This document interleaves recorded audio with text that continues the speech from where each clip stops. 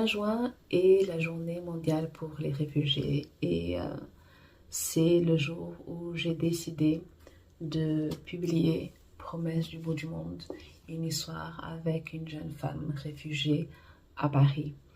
Et par ce roman, qui est l'histoire d'Ab, qui est une étudiante australo-africaine qui apprend qu'à la fin de ses études n'aura pas son titre de séjour renouvelé. Elle ne veut pas rentrer en Afrique australe et du coup la seule solution à ce moment-là c'est d'épouser un Français. Et donc on parle de mariage blanc. Ne faites pas ça chez vous les gens. Et j'ai écrit ce roman uniquement pour une raison. Ce sont deux raisons, mais c'est une raison dans la raison. C'est que Abby est africaine, elle est réfugiée, mais elle est blanche. Et mon héros est à la double nationalité, il est français et il est d'origine indienne, il n'est pas blanc. Et si mon héroïne avait été noire, si mon héros avait été blanc, je n'aurais pas écrit cette histoire. Elle ne m'aurait pas intéressée.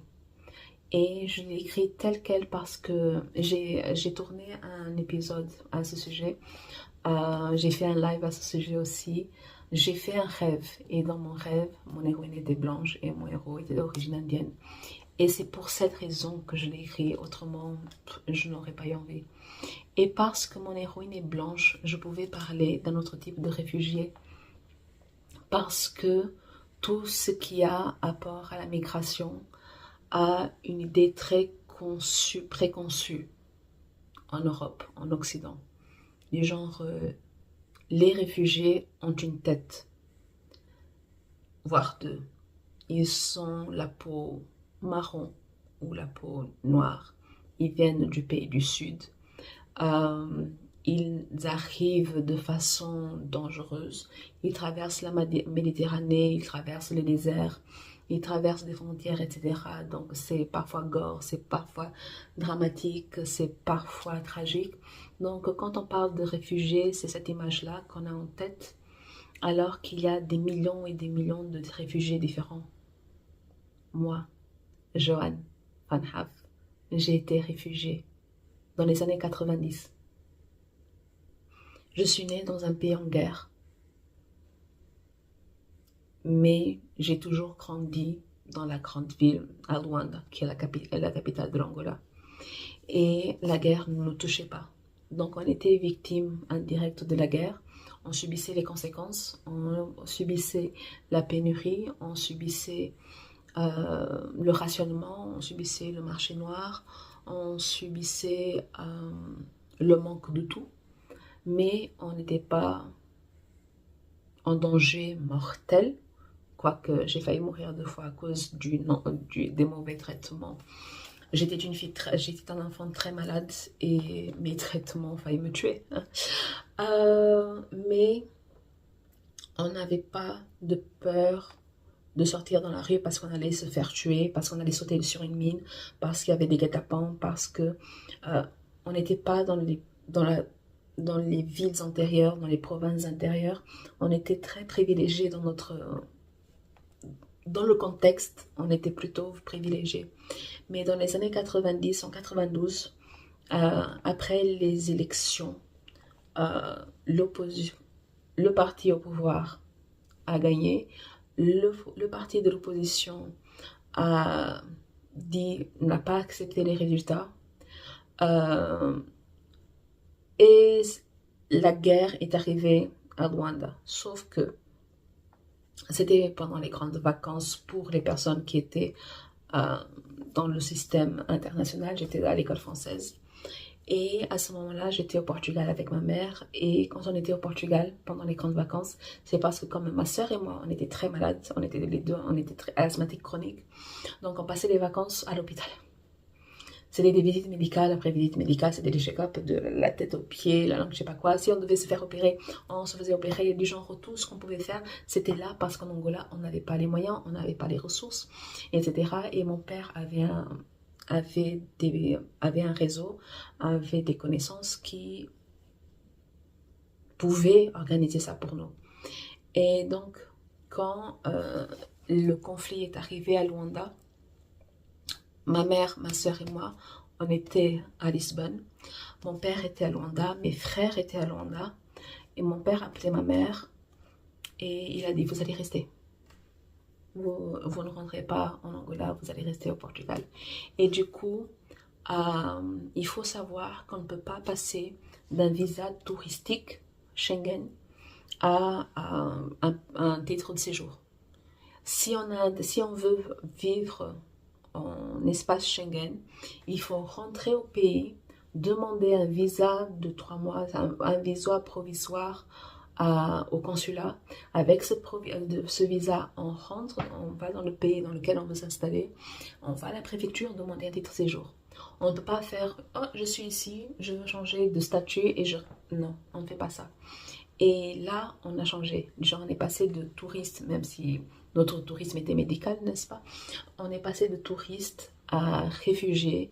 Et je me souviens, mon inscription au lycée français de Lisbonne, ben, il s'est fait sur un post-it. C'était un post-it avec mon nom, ma date de naissance et la classe dans laquelle je devais aller. Voilà, il y a eu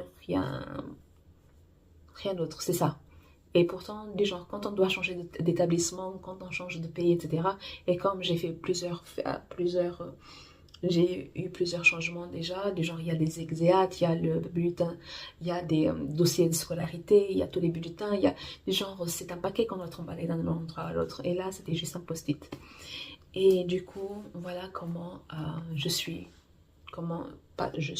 ma famille est devenue réfugiée au Portugal. Et au cas où on n'était pas portugais à ce moment-là, n'est-ce pas? Sinon on n'était pas réfugiés. Pourtant, si on compare la façon dont on parle des réfugiés, les réfugiés qu'on voit à la télé, ben, on n'a pas les têtes des réfugiés. Et le truc, c'est que c'est tellement ancré dans l'imaginaire collectif que quand je parle de réfugiés, quand je dis à ma mère qu'on était réfugiés, ma mère refuse. Mais non, jamais de la vie, du genre, mais on n'a pas souffert pour venir, pour aller au Portugal, on n'est pas arrivé en haillons, on n'est pas arrivé du genre, c'était une catastrophe, mais nous, on n'était pas catastrophés, des gens, on était déjà là, des gens, on était déjà posés, donc on peut pas être réfugié. Mais moi, j'ai comme ça, mais oui, mais c'est un statut. Ce n'est pas la façon dont tu es arrivé. Et en plus, réfugié, c'est le statut officiel uniquement pour les demandeurs d'asile à qui on a donné l'asile. Donc les réfugiés officiellement, ce n'est que pour ces personnes-là. C'est pas, il y a les réfugiés, les demandeurs d'asile et les autres. Mais dans le langage commun, d'une façon plus générale, on utilise réfugiés pour les personnes qui ont quitté leur pays à cause de la guerre, qui ne sont pas rentrées au pays à cause de la guerre. Et on fait la différence avec déplacés. Ce sont les gens qui se sont déplacés à l'intérieur du pays à cause de la guerre. Par exemple, je vis à côté de Caen. Du genre, il y a un souci, pour être réfugiée, je quitte la France pour aller au Portugal. Non, pas le Portugal, parce que je suis portugaise. Pour être réfugiée, je quitte la France pour aller en Angleterre. Je suis réfugiée. Ou alors, je quitte Caen et je me dirige à Paris. Là, je suis une déplacée. Du genre, en Palestine, les personnes sont des déplacés. On passe leur temps à les déplacer. Elles ne sont pas réfugiées parce on ne les laisse pas quitter le territoire. On a bouché cette affaire-là. Elles sont déplacées. On les déplace du nord ainsi de l'est à l'ouest, du genre, on sait. Donc, il y a différentes têtes à être réfugié. Et donc, dans notre cas, on était, et ça c'est quelque chose, je n'avais jamais cherché à approfondir cette affaire de ma connaissance sur les différents statuts, mais quand j'ai écrit Promesse du bout du monde, je me suis rendu compte que mon héroïne ne pouvait pas être réfugiée parce qu'au bout de 5 ans, elle aurait pu demander la nationalité française, et ça n'arrangeait pas mes affaires, ça n'arrangeait pas mon histoire. Et du coup, elle était en protection subsidiaire. Et du coup, je pense que dans mon cas, le cas de ma mère, le cas de ma sœur au Portugal, on était sous protection subsidiaire. C'est que le Portugal reconnaissait que l'Angola était en conflit avec elle-même. Euh, le Portugal reconnaissait ça, donc reconnaissait qu'on pouvait être en danger, mais on n'était pas demandeur d'asile. Je ne connais pas plus de, je n'ai pas plus de précision parce que si ma mère a réagi tellement négativement, tellement fortement à l'idée d'être réfugiée, c'est parce que ce n'est pas elle qui s'est occupée de ces papiers-là. Comme je disais, de la même façon que mon père avait un réseau qui nous aidait quand on était au Portugal, qui nous aidait avec les visites médicales, etc., qui nous aidait dans ce truc-là, c'est quelqu'un qui s'est occupé de ça pour nous et je n'ai aucune idée de qui. Mon père est mort, ma mère n'était pas au courant. Et peut-être que la personne qui pouvait être au courant est morte aussi. Donc on ne sait pas. Il faudrait que je dis ça tout le temps, il faudrait que j'aille voir dans les archives au Portugal, mais le truc c'est que la paperasse et moi, ça fait 15 et je suis traumatisée rien que pour ma naturalisation, rien que pour ma citoyenneté portugaise, donc voilà, je n'y vais pas. Et du coup, pour Promesse du bout du monde, ça m'intéressait, ça m'intriguait le fait que mon héroïne était réfugiée, mais on ne la voyait pas comme une réfugiée parce qu'elle n'avait pas la tête de l'emploi. Et comme sa meilleure amie, là qui est noire, là qui lui mettait face à son privilège parce qu'Abby joue énormément l'autruche.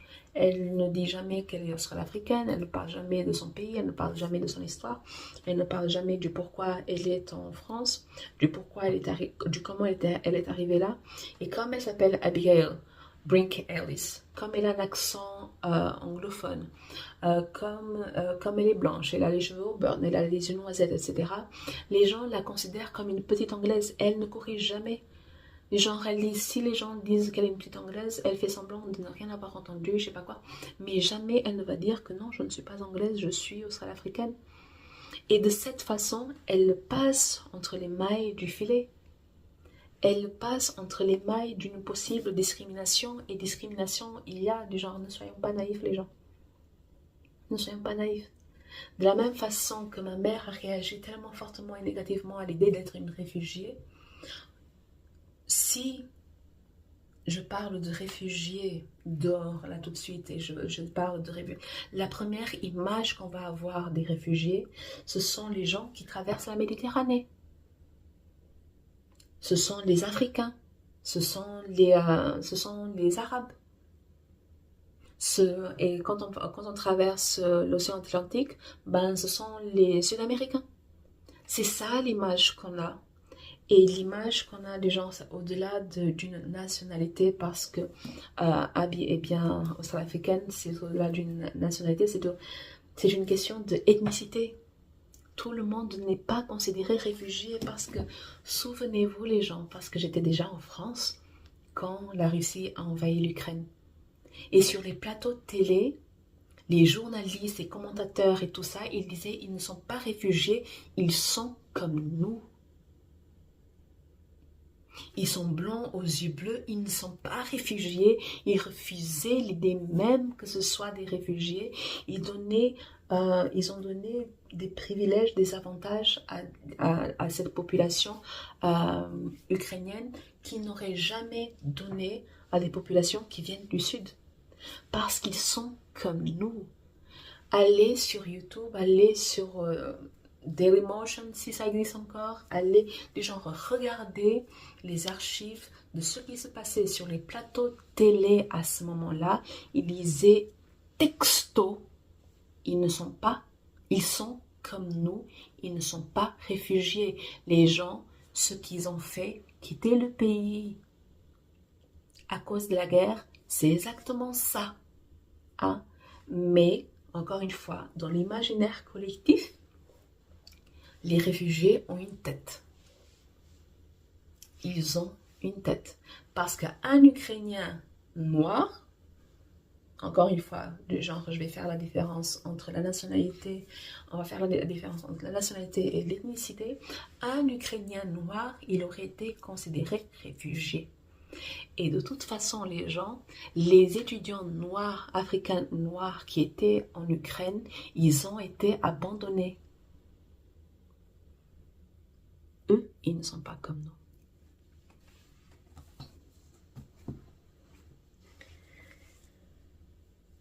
Écrire ce roman et le publier le 20 juin, c'était juste pour voir comment je pouvais parler de ce sujet sans tomber dans les sentiers battus, sans que ce soit encore un personnage noir ou un personnage arabe ou un personnage sud-américain, que ce soit pas un truc répétitif et c'est que je voulais que je n'allais pas écrire si c'était le cas. Et du coup, Abby, blanche aux yeux noisettes, aux cheveux bonnes, que oui, elle est sous protection subsidiaire, donc oui, c'est un type de réfugié, elle me permettait de parler sans que moi je sois dans l'histoire. Ça me permettait de parler, écoute, voici la différence de traitement. Voici la vérité, voici la réalité. On n'est pas traité de la même façon dépendant de la couleur de peau. Et parce que là qui est noire, elle pouvait exprimer ça. Elle pouvait dire, écoute, du genre, tu es en train de passer entre les mailles du filet de la discrimination, c'est très bien pour toi, mais il faudrait que tu mettes quand même les points sur les i, quand même, du genre, parce que si on dit, oui, mais c'est toujours les mêmes. Du genre, si on est en train de dire, c'est toujours les mêmes à côté de toi, fais quelque chose, quoi, tu vois. Et donc, Lucky était souvent elle était frustrée contre Abby parce que Abby ne se mouillait pas à ce sujet-là. Elle ne se mouillait pas. Et genre, comme elle ne voulait pas parler d'elle, elle ne parlait pas pour les autres non plus.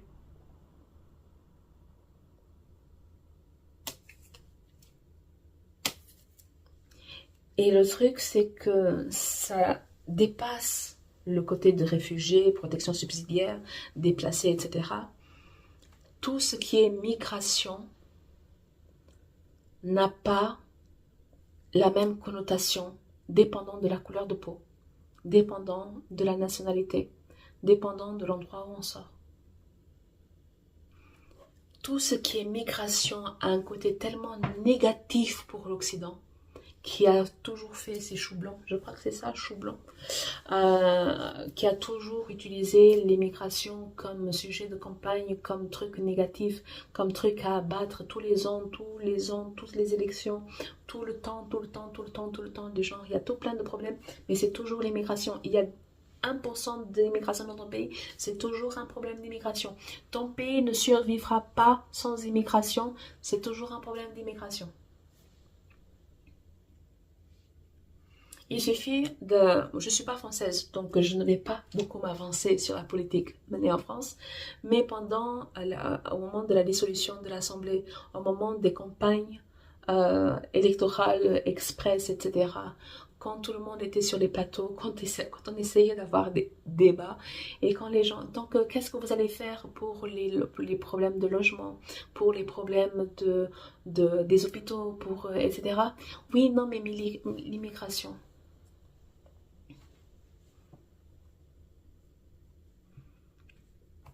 Sinon, le logement, c'est comment? Sinon, le manque de lits et les urgences, c'est comment?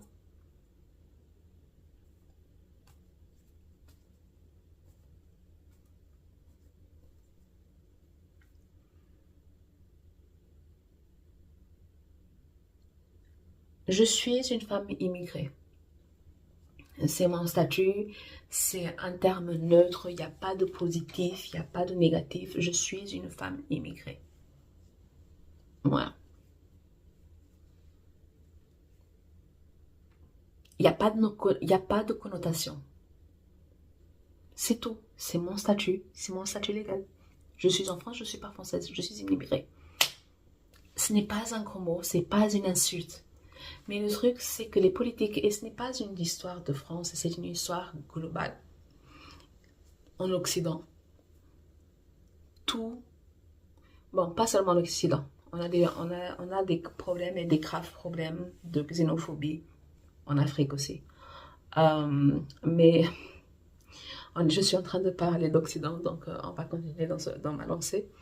Et le truc, c'est que l'immigration est tellement mal vue, est tellement mal considérée, que quand les Blancs, parce que, disons les choses clairement, parce que quand les Blancs quittent leur pays pour aller ailleurs, que ce soit aux États-Unis, que ce soit dans les Amériques, que ce soit en Asie, toujours Bali, toujours la Thaïlande, ça, tu vois. Ils sont pas immigrés, ce sont des expats. C'est sexy être expat, mais t'es pas expat, les gens t'es immigré comme moi. Immigration et expatriation sont deux choses différentes pour un même mouvement. Immigration, c'est parce que tu as envie de quitter ton pays, tu décides que tu vas vivre dans un autre pays, tu vas chercher un travail, tu vas chercher une maison, tu vas chercher une école pour tes enfants, tu fais toutes les démarches pour aller vivre ailleurs et tu vas le faire pour un temps indéterminé. Du genre, tu peux rester 5 ans comme tu peux rester 2 ans parce que tu t'adaptes pas, parce que je sais pas quoi. Donc, le temps que tu y restes dépend exclusivement de toi et des conditions dans lesquelles tu vis. Expatriation, c'est l'entreprise qui t'envoie. L'entreprise va trouver ton travail. C'est pas que va trouver ton travail, ton travail tu l'as déjà. Mais l'entreprise va trouver ta maison, va trouver l'école pour tes enfants, va tout payer pour toi. Et quand ton contrat se terminera sur ce pays, ton entreprise va te ramener, voire t'envoyer ailleurs. Ça, c'est l'expatriation. Les gens qui sont à Bali et en Thaïlande ne sont pas expats, ils sont des immigrés. Les digital nomades, les nomades digitaux, ce ne sont pas des expats, ce sont des immigrés. Ils sont en pleine immigration. Ils sont en pleine émigration et immigration, les gens. Ce ne sont pas des touristes, ce ne sont pas des expatriés. Mais on n'a pas la même couleur de peau. Moi, je serai toujours considérée comme une immigrée, parce que c'est ce que je suis, et je n'en ai pas honte, ce n'est pas une insulte, mais il suffit d'aller sur les réseaux, pour voir des genres, un tel qui est dans tel pays, des genres, les Frenchies à Londres, les Français à Québec, je sais pas quoi, et ils vont toujours dire expat. Ou alors les Français, je suis expatrié aux Pays-Bas. Cousine, tu n'es pas expatrié aux Pays-Bas.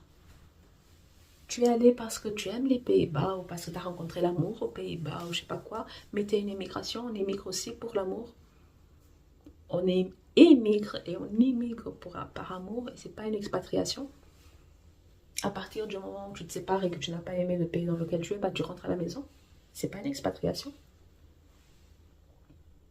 Mais ils sont pas comme nous les gens. Et du coup, parce que je suis une fille qui me frustre pour peu de choses, mais c'est une des raisons, c'est un des rares sujets qui me frustre, au-delà du fait qu'on ne sache pas quelle est la définition de romance. Chaque fois que je tombe sur une vidéo d'une personne blanche, occidentale, qui est à l'étranger et qui corrige les autres et dit non, je ne suis pas expat, je suis une migrante, je suis une immigrée, je laisse des commentaires, je laisse des petits cœurs, je dis merci. Merci. L'immigration et l'immigration ne sont pas de mauvais mots, ce n'est pas des insultes, c'est juste qu'il y a une telle connotation. Les politiciens ont tellement sali l'idée de ce qu'était l'immigration qu'aujourd'hui, évidemment, on ne veut pas l'être.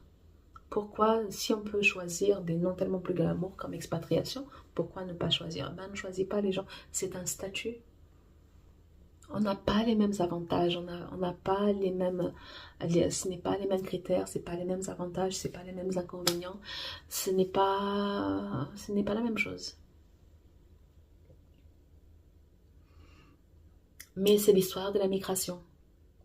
On a un imaginaire collectif qui se ressemble à cause des médias. Parce que c'est la seule chose. Quand on parle d'immigrés en France, en Europe, On pense aux Africains, on pense encore une fois aux Arabes, on pense peut-être aux Sud-Américains, mais on ne parle jamais des autres Européens, on ne parle jamais des Polonais, des Allemands, des Anglais. Quand les politiciens parlent d'immigration, ce ne sont pas les Blancs qu'ils visent, ce n'est pas les Suédois qui sont en France, ce n'est pas les Italiens qui sont en France, ce n'est pas les Irlandais, les Américains qui sont en France, ce n'est pas eux qui visent. C'est du délit de faciès, là, les gens. L'immigration, c'est juste le nom qu'ils donnent à leur racisme. Parce que tant qu'on est blanc, ça passe. Parce qu'après, ils vont dire, non, mais tant que tu es légal, mais avant que tu insultes, tu demandes les papiers des gens. Ça m'étonnerait. Donc, réfugiés et immigrés, ils ont tous la même tête. Tous. Ils sont tous marrons ou noirs. Pour les réfugiés, ils ont tous traversé. Pour les réfugiés, ils ont tous traversé la Manche, ils ont traversé le Sahara, ils ont traversé la Turquie, ils sont arrivés par Vintimille, ils sont arrivés par Lampedusa. Et ils s'arrêtent à Calais, dans la jungle là-bas. Et pour les immigrés, ben, ils viennent du même endroit, mais en avion. Ils débarquent en avion.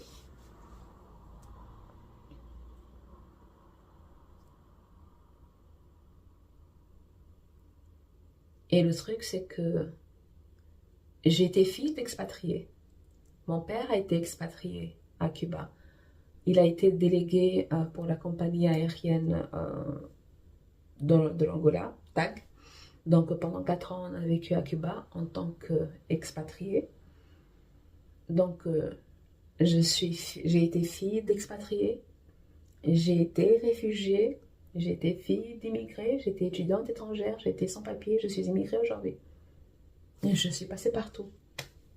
Et pourtant, en me regardant, parce que je ne suis ni trop noire, ni trop blonde, on ne sait pas où me caser. On ne va jamais dire, non Joanne, tu as été une réfugiée. Toi, Joanne, jamais de l'existence. Et comme ça, oui, mais je ne suis pas française. Tu n'es pas française. Je suis une immigrée. Ah bon, mais tu n'es pas comme eux. Mais je ne suis pas comme vous non plus. Donc je suis toujours sur cette double chaise.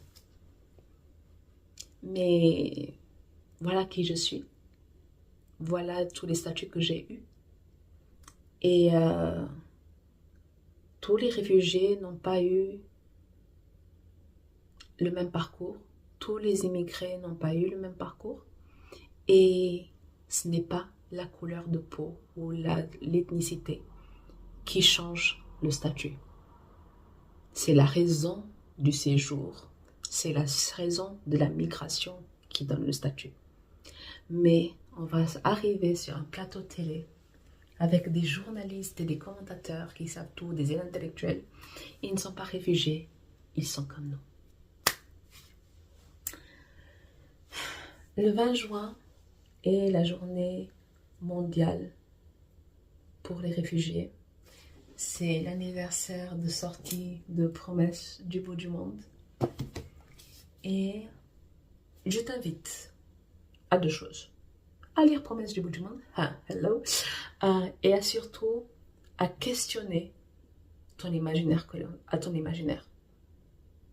Ton imaginaire fait partie de l'imaginaire collectif, mais à questionner ton imaginaire. Quand on dit réfugié, la première chose qui te vient en tête, ce n'est pas une bouée dans la Manche. Quand on parle d'immigration, la première chose qui te passe à la tête ne devrait pas être un Africain qui arrive par Vintimille. Quand je parle d'expatriation, la première image que tu as ne devrait pas être un Blanc qui arrive à Bali. Je demande juste de questionner tes réflexes et ton imaginaire. Ils sont pas comme nous. Oui, ils sont comme nous. Moi, je suis comme personne. Je suis trop originale, je suis trop exceptionnelle. Je suis Jeanne Fantaf, lectrice, autrice, éditrice de romance et à la prochaine. Ciao.